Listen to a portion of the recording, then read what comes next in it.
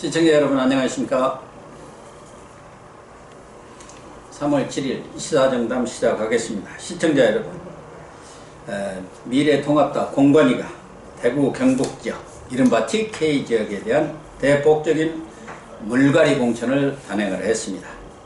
양영태TV 대표이자 시사평론가이신 양영태 박사님 모시고 TK 지역 공천 내용과 한국의 일본인 입국 제한 조치 등에 대해서 알아보도록 하겠습니다. 양 박사님, 안녕하십니까. 이 토요일마다 이렇게 네, 여기 고영신 TV를 지켜주셔서 너무 고맙습니다. 본인 TV도 바쁘실 텐데 뭐 하루에도 서너 번씩 오시던데 여기 오면 뭐 즐겁습니다. 저는 환자 보는 시간 빼놓고는 방송하고 뭐 왔다 갔다 하고 또 뭐 이런 게 있으니까 좋아요. 예. 우선 본론에 들어가기 네. 앞서서 그 교통방송이라고 있지 않습니까? 예. 서울시에서 운영하는 뭐 이런 교통 관련 TBS라고. 예, TBS인데 거기에 김어준 씨, 소위 딴지일보를 옛날 했던 좌파 세력의 뭐 핵심 인사죠. 요 근래는 조국 백서 만든다고 또 난리를 쳤죠. 그런 분인데 그분이 진행하는 프로가 뉴스 공장이라고 합니다. 근데 일부에서는 뭐 조작 공장이라고도 하고 뭐 그렇습니다. 일부에서는 그렇게들 합니다. 워낙 뭐 헛소리들을 좀 많이 한다고 이렇게 알려져 있는데 어제죠 아마 거기에서 대구 사태와 관련해서 정말 이런 말을 해도 되나, 더군다나 이것도 일종의 공영방송인데 서울시가 운영하는 그런 망발을 막 쏟아냈더라고요. 네, 맞습니다. 들으셨죠? 그 우한폐렴 코로나 바이러스라고 뭐 정확하게 그렇게 얘기하는데, 이 우한폐렴, 그 소위 이게 코로나 감염이 대구 사태고 신천지 사태하고 연결을 시켰어요. 중국이 왜 중국이냐 이거예요. 이 코로나는 대구 사태지 이걸 가지고 왜 중국 거라고 그러느냐. 그러니까 우한 사태인 것처럼 여기는 코로나 사태가 바로 대구 사태. 바로 대구 사태고 또 신천지 사태에서 이걸 묘하게 생각해 보면 말이죠. 이걸 연결을 시킨 거예요. 신천지 사태하면 옛날에 뭐 박근혜 이 대통령 그 시계 이거 가짜라고 나도 판명됐지만 이만희 교주가 차고 나오는 요 시계도 거기에 덮어 씌우고 또 뭐 등등 해가지고 통합당하고 뭐하고 관계가 있는 것처럼 이렇게 공작하는 거죠, 일종의. 그 다음에 이 대구하고 신천지가 이렇게 많은 것도 다 대구는 원래 이 옛날에 그 집권 세력이 그 박근혜 지금의 야당 세력들이 많고 하니까 이렇게 해가지고 이 고도의 정치 공작인 것 같아요, 제가 볼 때. 그래가지고 마치 이게 코로나 사태가 대구에서 신천지에서 일어난 거지 중국에서 일어난 게 아니라는 식으로 이렇게 뉘앙스를 주는 겁니다. 그것까지 이렇게 비화될 수 있는 내용을. 근데 그건 자기들이 머리가 나빠서 그래요. 왜 머리가 나쁘냐면 저는 냉정하게 한번 봤는데, 북한이 저번에 3월 1일 날 느닷없이 대통령이 3.1절 이런 거 김인현 이걸 갖다가 얘기를 1919년 말이죠. 이걸 얘기를 해야 되는데 갑자기 이걸 얘기하다가 그냥 뿡 하고 뭘 얘기했습니까? 북한하고 북한 노래에서 또 북바래기 말을 했지 않습니까? 그러니까 그 다음날 그냥 내렸다 그냥 빵 했지 않습니까? 김여정이가 뭐 그냥 바보니 뭐니 아주 입에 담을 수 없는 욕설을 갖다가 종류가 한 5가지 되죠. 5가지 욕을 했어요. 그러고 난 다음에 또 그 다음날 미사일을 한 방 쏘아댔죠. 그냥 그 다음에 또 그날 또 김정은이가 신설을 딱 보내고 건강하시냐고, 건강을 걱정한다고. 이 소통수석의 얘기에 의하면 대통령 건강 걱정을 많이 하면서 대통령에 대한 우위와 뭐 그런 것은 전혀 변하지 않았다 이렇게 또 설레발하고 당근 정책을 이렇게 펴더라고요. 완전 냉온탕을 왔다 갔다. 완전히 아마 보니까 조상이 사우나 같아요. 그러니까 냉탕 온탕 하는데 벨트벨tum이라는데. 그런데 문제는 뭐가 있느냐. 지금 이제 김어준이고 뭐 이 집권 여당 측에서는 자꾸 신천지하고 뭐 무슨 대구하고 이걸 자꾸 이렇게 묶어가지고 여기가 원인지라고 해서 뭔가 정략적이고 무슨 공작적인 냄새가 나지 않습니까? 그래서 근데 그건 말이 안 되는 게 이건 중국에서 왔다는 걸 왜 말이 안 딱 한마디로 증명할 수 있냐면 아니 북한이 왜 거기 국경을 폐쇄했습니까? 그러니까요. 김정은이가 그 미쳤다고 중국 자기 형제국이라고 하면서 그 국경을 왜 폐쇄했습니까? 지금 북한에 난립니다 지금. 지금 저 7천 몇 명을 갖다가 어디다 수용해서 지금 그 격리했다고 자기네들이 발표했잖아요. 그 7천 몇 명 정도가 아니에요. 지금 뭐 엄청 많다는 얘기예요 지금. 거기 의료 시설이 이 최하위 아니에요. 열악하게 말할 것도 없고. 그러면 벌써 그게 어디서 들어오냐? 우리 여기서 대구에서 거기 올라갔을 일은 없잖아요. 그러니까 중국에서 온 거 틀림없는 거 아닙니까? 중국 장마당에서 뭐 이렇게 중국 안내인들 상인들이 했다고 그러지 않습니까? 그러니까 그런 것은 꿈도 꾸지 말라고. 이게 뭐 대구에서 대구에서 생긴 대구 바이러스라고 그따위 소리 그런 생각으로 해서 정치 공작하려고 하면 아예 입 닫고 북한 자기들이 좋아하는 북한을 보면 알지 않느냐 이거예요. 북한이 옳은 말씀입니다. 네네. 그런데 김어준 씨가 또 지금 TK 대구에서 560명당 한 명씩 코로나 맞아요. 확진자가 나왔는데 네. 매주 가면 400명당 한 명, 300명당 한 명으로 이렇게 더 늘어나.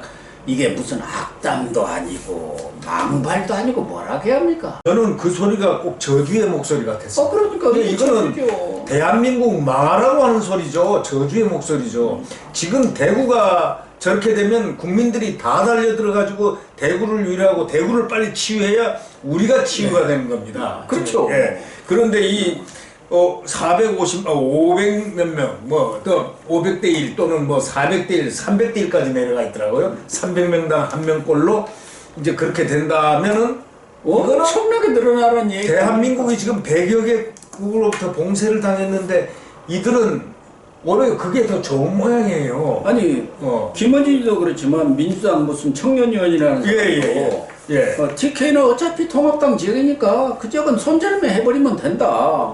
아니 그쪽에서 이렇게 코로나가 이렇게 많이 나오니까 다른 지역은 지금 잘 관리를 해서 문재 대통령에 대한 지지가 더 공고해지니까 거기 손절매한다고 생각하면 된다. 이런 식의 그 정치적 발언을 합니다. 그러니까 정말 한마디로 XX놈이죠. XX놈인데 왜냐면 이게 정상적인 머리를 가진 놈이 그런 얘기를 해서는 안 되는 거죠. 왜냐면 저는 놈이라고 하고 싶어요. 왜? 아니 대구 경북을 손절매를 해서 남의 땅처럼 저렇게 악담하는 놈이 세상에 이게 놈이지. 이게 대한민국의 사람이 아니에요 이거는. 근데 그 상식이 없는 사람들이요. 지금 기가 막힌 사람들이 정말 많아요. 그래서 저는 이렇게 보면서 김어준 의원 하는 거 보면서 이게 대한민국이 잘못되고 어떤 진짜 새로운 나라로 가기 위한 작전으로 지금 대한민국이 망하기를 바라면서 이 대구 사태니 또는 이 신천진이 얘기하는데 신천진은 지금 누굽니까 윤석열 검찰총장이 이제 거기 대응팀의 본부장으로 격상시켜가지고 자기가 본부장 하면서 직접 감염에 관련돼서 무슨 수사일 있으면 적극적으로 한다고 했지 않습니까? 신천지는 전 혼이 나야 됩니다. 저거는 정상적인 교회도 아닐 뿐더러 저는 혼이 나되 그것도 법에 의해서 혼이 나야죠. 법적으로 혼이 나요. 법치주의니까. 그런데 이걸 갖다가 신천지하고 대구하고 같이 묶고 거기다가 또 통합당하고 묶고 해가지고 냄새를 갖다가 말이죠. 어떤 냄새냐면 공작 냄새가 나는데 이 정치 공작을 이런 식으로 하면요. 정말 나중에 큰일 납니다. 김어준이 같은 사람은 교통방송의 그 앵커로서 이렇게 오랫동안 활약하고 있는데 이런 몰상식한 사람들이 있었어야 되겠습니까? 아니 이 참 앵커란 건 정말 우리가 이 패널도 많이 해보고 이렇게 봤지만 앵커란 거는 이 참 엄정 중립하는 그런 가운데서 그 다음에 고운 말을 쓰고 또 고운 행동을 하고 이렇게 해야 되는데 이거는 완전히 대한민국을 쪼개는 듯한 소리죠. 이건 대구 사태. 그러니까 뭐가 생각이 났냐면 민주당에서 소위 당정청 회의할 때 대구를 봉쇄해야 된다. 이런 소리하고 전부 다 맥이 같은 거예요. 그때 당대변인이라는 홍보 날라갔지 않습니까? 홍익표. 홍익표. 어쨌든 이런 발언들은 그렇지 않아도 많은 상처를 입고 있는 사람들한테 아주 소금을 뿌리는 일이라고 네, 보고 맞습니다. 뭐 일부 멀찌감한 사람들의 행태로 일단 치부를 하시죠. 예, 뭐 예. 그래서 본론으로 넘어가도록 네네, 하겠습니다. 네네. 어제 김영호 공관위가 TK 지역에 대한 공청 결과를 발표를 했어요. 포항 지역은 아직 들어가 네, 아직 있지 그렇죠. 않습니다만은, 네, 6명을 공천 탈락시켰습니다. 네네. 그래서 이미 다섯 명. 5명이 불출마 선언을 했으니까 11명. 현역이 20명이니까 55%. 예, 예. 그러니까 원래 본인 약속은 지킨 셈이죠. 네. 50% 이상 물갈이 하겠다. 그러니까 현역 11명이 대구 경북에서 날아간 거죠. 예, 그렇게 봐야죠. 예, 전체적으로 보면 그렇게 된 겁니다. 대단한 혁명적 공천입니다. 혁명적 공천인데 네, 말씀을 그 중에서도 이제 김재원 네네. 사실 정책위 의장 아닙니까? 네네. 그리고 친박에 어떻게 보면 상당히 대표적인 사람도 있고, 강석호 의원 같은 경우는 이분도 삼선인데 또 김무성 대표의 아주 직계 네, 지켜줘. 네. 비서실장까지 했습니다. 비슷하죠. 예. 그래서 친박뿐만 아니라 비박 그리고 초선 의원들도 뭐 4명이나 네, 그렇습니다. 했는데 그 중에 좀 눈에 띄는 것은 옛날 이부망천이라는 얘기를 한 김태호 의원이 있습니다. 예, 김태호. 그분도 이번에 네네. 그 설화 때문에 네네. 탈락을 했대요. 네네. 참 이부망천 얘기를 해가지고 논란을 많이 빚었었는데. 근데 제가 이렇게 이번에 보니까 네. 뭐 할 만한 사람도 있어요. 그 김재원 같은 분은 뭐 이제 나중에 지금 구제를 할 것 같아요. 어디 자기가 뭐 수도권으로 서울로 이렇게, 이렇게 험지로 올라와야죠. 예, 그 지역에서 그렇게 오래 했고 또 그동안 당에서도 예결위원장도 하고 국회 예. 정보위원장도 하고 뭐 여러 개 좋은 자리 많이 했습니다. 많이 했죠. 그리고 그동안 친박의 대표적인 사람으로 청와대에서 정무수석도 정무수석 했죠.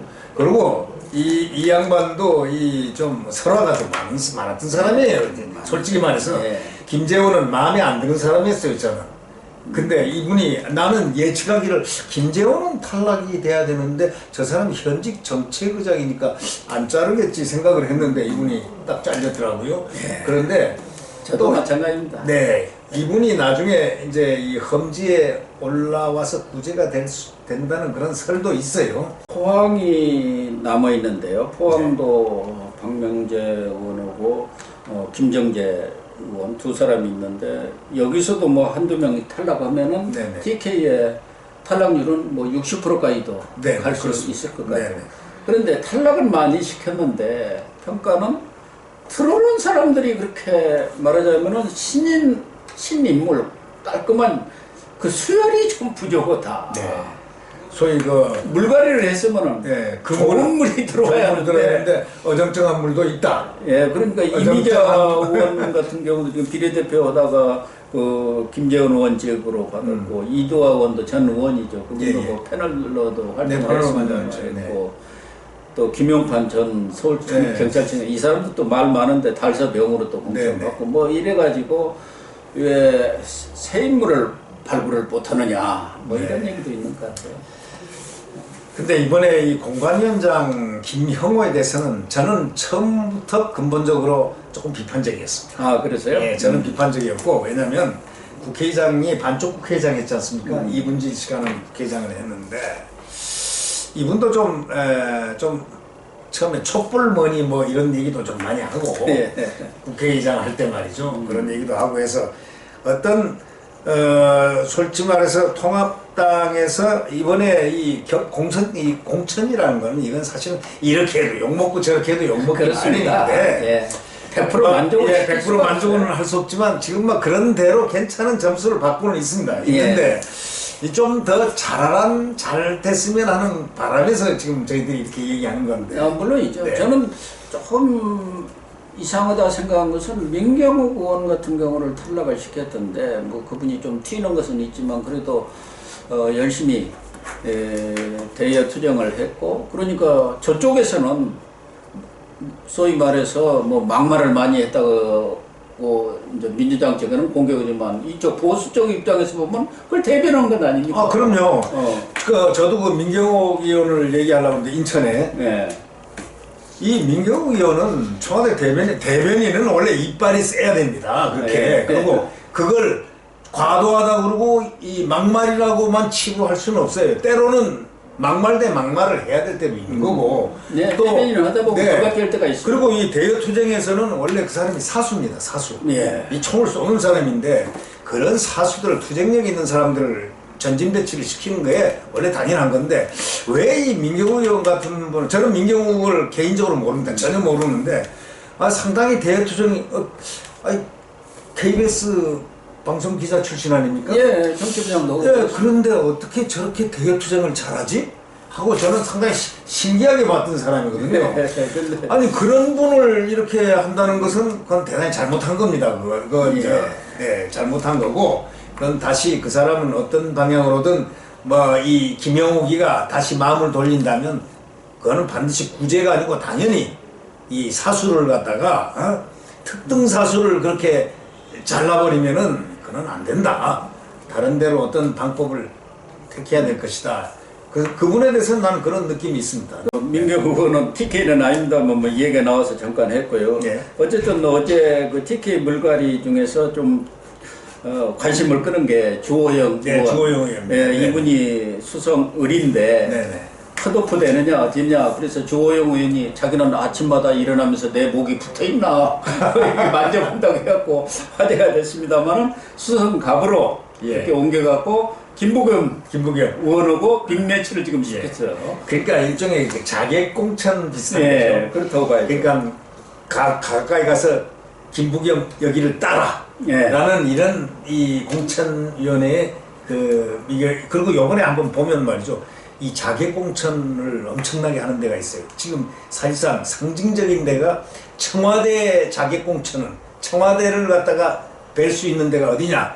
딱 봤더니 윤건영이가 이거는 완전히 대통령 신복 중에 신복이고 예. 386 대장이라고 하지 않습니까? 김용태 의원을 거기다가 김용태 의원을 딱 꽂았더니 김용태 의원은 또 상당히 특이한 사람 아닙니까? 그 양반은 사무총장 할 때 사무총장 하면서도 나는 내가 이 혁신을 하기 때문에 내가 내 목을 친다 하면서 자기 지역구 정말 단단한 지역구 아닙니까? 예. 거긴 초선부터 시작해 초선, 재선, 삼선한데 예. 그리고 거기서는 인기가 최고 정말 좋았습니다. 그 신월동 지구 뭐 저런 데 있지 않습니까? 예, 예. 그런데 거기를 딱 자기가 내놓고 그때 뭡니까? 김병준 비대위원장. 비대위에서 이제 그때 사무총장 당협위원장들 예. 21명 정도 갈았으니까. 갈았죠. 현역 의원들은. 네, 그러면서 물갈이 하면서 그런 쇄신의 그 양반은 원래 혁신의 상징이니까 네. 혁신 쇄신하면 항상 차출되는 사람이니까 그 양반이 있는데 거기에 딱 김용태를 시켰는데 김용태는 거기하고는 생면부지구란 말이죠. 네. 불어을이라고 하죠. 그렇죠. 근데 거기로 붙인 거. 그 다음에 여기 김부겸하고 그 주호영 의원하고 같이 붙인 여기는 네. 선수도 지금 둘이 다 사선입니다. 맞습니다. 그리고 장관도 다 했어요. 주호영이는 MB 때 했고 네. 특임 장관을.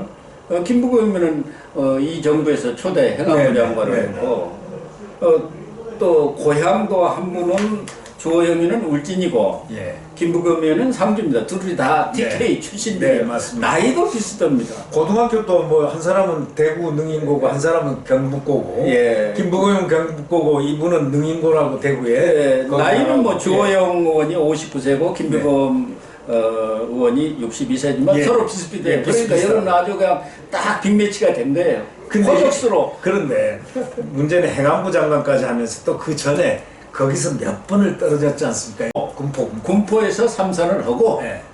지역구도 타파라는 차원에서 내가 내려간다. 네. 해갖고 수성갑으로 내려갔는데 이항구 의원한테 예, 이항구, 졌어요. 예, 졌어요. 19대 때는. 예. 그리고 20대에서는 이겼죠. 이겼죠. 네, 20대에서는. 그런데 거기를 얼마나 가로 닦았겠습니까? 또 행안부 장관 하면서 얼마나 가로 닦았습니까? 그리고 그 지역은 아주 그냥 특별히 잘 닦여진 길인데 그냥 주호영 의원이 그 옆에 있던 수성갑에 있던 사람을 갖다가 을에 있던 사람을 갑으로 보내. 갑으로 그냥 확 뽑아버리니까 이게 황당하죠. 그러나 이건 모릅니다. 게임은 지금 오늘 김어준이 저 도와주는 거예요. 김어준이가 이게 대구 사태, 대구 코로나 네. 한 거하고 똑같은 얘기 아닙니까? 근데 사실은 김부겸 의원도 국회의원으로서는 아주 괜찮은 분. 괜찮은 아주 분입니다. 뭐 네. 평가가 좋은 분이고 네. 또 주호영 의원도 판사 출신입니다. 네. 근데 이분도 아주 괜찮은 분이에요. 예. 두 분 다 두 분이 괜찮은 우리나라 사람이에요. 예. 국회의원들 중에는 아주 톱10에 들어갈 정도로 괜찮은 분들입니다. 그러나 어떻습니까? 선거라는 것은 이기고 지는 거에 있으니까 예. 어쩔 수 없죠. 지금 제가 생각할 때는 이 두 분이 빅매치가 됐는데 어떨 것 같습니까? 승부를 모르는데 저는 주호영 의원이 이길 것 같아요. 그 왜 이길 것 같냐면은 이 문재인 정권의 모두가 대구에 대해서 일침을 놓고 있기 때문에 그 반작용으로 될 것 같다. 다시 말하자면 이 상당히 누굽니까 그 김부겸 괜찮은 사람인데 저 김부겸은 저기 투표에 관련돼서는 이 정부나 이 민주당이 하도 대구를 갖다 타박을 해. 심지어 김어준까지 타박하지 않습니까? 그러니까 그 반작용. 지금 대구 시민은요 말도 못합니다.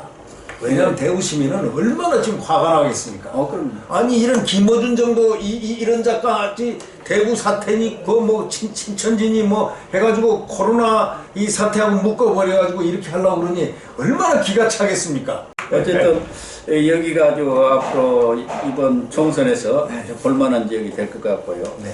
또 하나 어제 공천원 중에 아주 특이한 것에 김해을. 여기가 봉화마을인 예, 노무현 전 봉화마을. 대통령 생가가 있는 이 지역에 장기표 씨라고 그분은 뭐 어떻게 보면 우리 요 친북 운동권 말고 과거에 민주화 어떤 운동의 대부로 뭐 다는 분이죠. 양심적이고 그래가지고 그 민주화 무슨 그 보상금도 한 번도 안 받았어요. 자기 그게 10억 원 정도가 나올 수 있는 것도 안 받았다고 하더라고요. 맞습니다. 아니 민주화 운동하는 게 당연한 건데 왜 그걸 보상금을 받느냐 해가지고 이해찬한테도 받은 돈 내놓으라고 할 정도로 이렇게 얘기도 있었는데 아마 이분이 지금 6번 도전해서 주로 수도권에서 서울에서 했습니다만은 이번에 7번째 도전이 7번째 도전인데 본인의 고향이에요. 예 맞습니다. 그런데 제가 좀 알아요. 아시죠? 좀 잘 여기도 몇 번 왔습니다. 우리 아는 분인데 이분 참 훌륭한 분이에요. 참 훌륭한 분이고 뭐냐면 이분은 상당히 정말 진정한 민주화 운동을 한 사람이에요. 이런 사람 민주화 무슨 주사파도 아닌 지금 운동권들은 다 주사파들이고 지금 운동권 뭐 586 지금 뭐 좀 한잔 깨나 안다는 사람들은 다 주사파들이고 이분은 주사파 아닌 순수한 대한민국 민주화를 위해서 반독재 민주화, 반파쇼, 반독재 뭐 하면서 내걸고 운동했던 민주화 세력인데 감옥에도 한 15년 정도 15년 이렇게 살았습니다. 감옥도 많이 갔다 왔는데 근데 저는 그분을 보면서 이런 양심적인 사람이 이 국회의원이 왜 안 되는 나라가 됐지? 하고 의문을 한번 가져본 적이 있는데 같이 이렇게 식사를 한 적도 있어요. 같이 둘이서 식사도 이렇게 하면서 그런 건 물어보지 않지만 보면서 사람이 상당히 소박하고 고급다. 그리고 상당히 훌륭함이 있구나. 이분의 겉으로는 보면 그냥 털털하고 뭐 이렇게 보이지만 상당히 훌륭함이 이렇게 배어 나오더라고요. 그런 걸 봐서 근데 이분은 왜 조금 지금 거의 또 6번째 떨어져도 다 그렇게 너무 이상주의자이기 때문에 떨어진 건데 정말 이 훌륭한 분이 또 거기 가서 어떡하나. 거기가 노무현 재단 말이지. 노무현 봉화마을 텃밭인데 친노의 성지인데 친노 성지에까지 도전을 해서 이 양반이 또 상처를 받으면 어떡하나. 저는 그게 걱정이 먼저 앞서더라고요. 저도 마찬가지인데 저도 이렇게 정치부 기자를 오래 과거에 하다 보면 저런 분은 꼭 국회의원 할 수도 있고 그런데 왜 안 될까 하는 사람들이 참 안타까운 사람이 많은데 이 장기표 씨야말로 서울 법대 나오시고 저 이재호, 김문수 이런 분들하고 민중당이라는 거 진보당을 처음 만드셨는데 1990년대 맞습니다. 충분히 국회의원을 하고도 남을 역량과 모든 식견이 있는 분인데 안 되더라고. 그래서 우리 농담처럼 말이 있잖아요. 국회의원도 논두렁 전기라도 타고나야 되는 것이다. 논두렁 전기 맞습니다. 참 안타까워. 안타깝습니다. 지금 연세가 75세입니다. 우리나라 보면 76세에 초선을 도전한다는 건 정말 그래서 김영호 공관위원장도 그렇게 얘기했더라고. 정말 고향에 가서 뭐 육전 7기인가 꼭 해서 한번 평생의 한을 푸시라고. 근데 저도 그런 생각합니다. 참 이분이 어저께 이 공천 됐다는 네. 소리 듣고 깜짝 놀랐어요. 근데 한편으로는 기쁘고 한편으로는 저도 걱정이 돼서 어제 전화 걱정이 되고, 저는 뭐 전화는 안 했는데 이분이 돼야 될 텐데, 특히 왜 봉화마을 거기 정말 거기 노무현의 성지라고 하는 그 성지까지 가가지고 거기에서 턱 밑에 가서 이 장수가 맨몸으로 저렇게 갈 수가 있나? 그러니까요. 네, 이런 걱정을 지금 어쨌든 했습니다. 고향이라고 하지만 주로 정치는 이 서울에서 하신 분이기 때문에 네. 아마 여러 가지 어려움은 많이 있지 않겠나 이런 예. 생각은 듭니다. 또 한 분으로 좀 공천과 관련해서 거론해 볼 분이 유영하 변호사입니다. 네, 유영하 변호사. 네. 네. 박근혜 전 대통령을 유일하게 네. 지금 면회하면서 만나는 분이고, 얼마 전에 또 박 전 대통령의 서신도 이렇게 네. 공개한 분이죠. 이분이 지금 미래 한국당, 그러니까 미래 통합당의 위성정당, 뭐 자매정당이랄까, 거기 이제 비례만 선출하는데 공천 신청을 했단 말이에요. 비례 신청을 한 거죠. 여기에 뭔가 박 전 대통령 뜻이 담겨 있다고 봐야겠죠. 그러나 뜻은 담겨 있다고, 왜냐면 그 친필을 봤으니까. 제가 박근혜 대통령 주치를 한 10년 했지 않습니까? 예. 그렇죠. 박근혜로 10년을 하고, 또 나중에 박근혜 대통령이 그냥 집권 동안은 못 봤지만은 나중에 국회의원이 돼가지고 이렇게 배웠단 말이죠. 그래서 그 미래연합, 한국 미래연합 와서 해달라고 그래가지고 거기도 들어갔었습니까? 아니 발기인하라고 그래서 예. 한번 불러가지고 배웠죠. 배워가지고 뭐 어디 르네상스 어디 커피숍에서 만나가지고 발기인하면서 언론 특보를 맡았어요. 제가 했는데 그래서 제가 박 대통령 가족 주치, 또 가족들 다 주치 케어를 박지만 회장하고. 근데 우리 양 목사님이 그럼 내가 다 전 대통령, 그러니까 전 박정희 대통령의 주치의를 하신 거 아니에요? 그러니까 그 가족들은 다 제가 특히 이 박근혜 그때 영예죠. 영예다 나중에 74년도에 유경서 여사께서 서거를 하시니까 이제 영부인 역할에 대해서 영부인 역할을 쭉 하게 됐죠.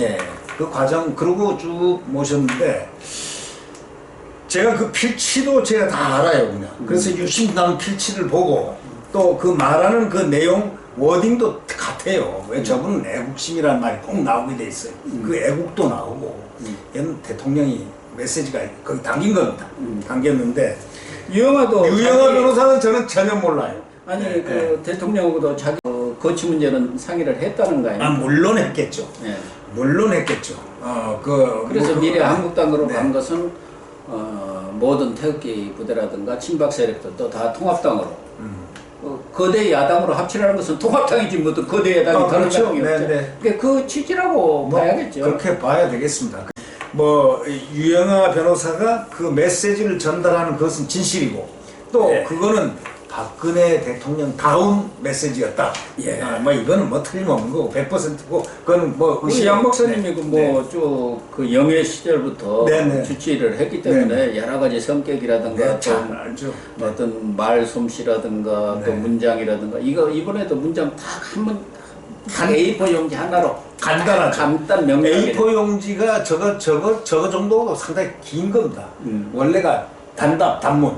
딱. 그 대신 거기에 많이 축약이 돼 있다.